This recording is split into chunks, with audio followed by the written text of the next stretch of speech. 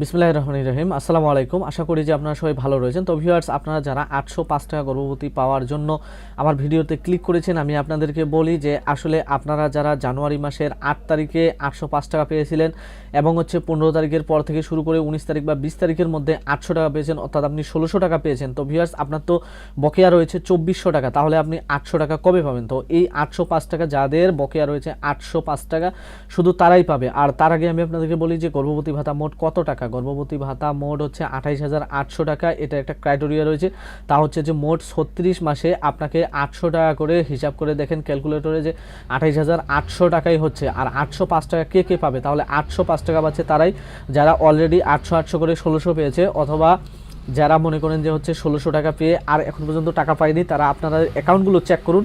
অ্যাকাউন্টগুলো check করলে হয়তো বা আপনি 800 টাকা দেখতে পাবেন। আর যারা পাননি তাদেরকে আমি বলবো যে আপনারা 24 তারিখ পর্যন্ত ধৈর্য ধরুন, দেখবেন যে 24-এর মধ্যে আপনারা এই বাকি 805 টাকা পেয়ে যাবেন। ধন্যবাদ।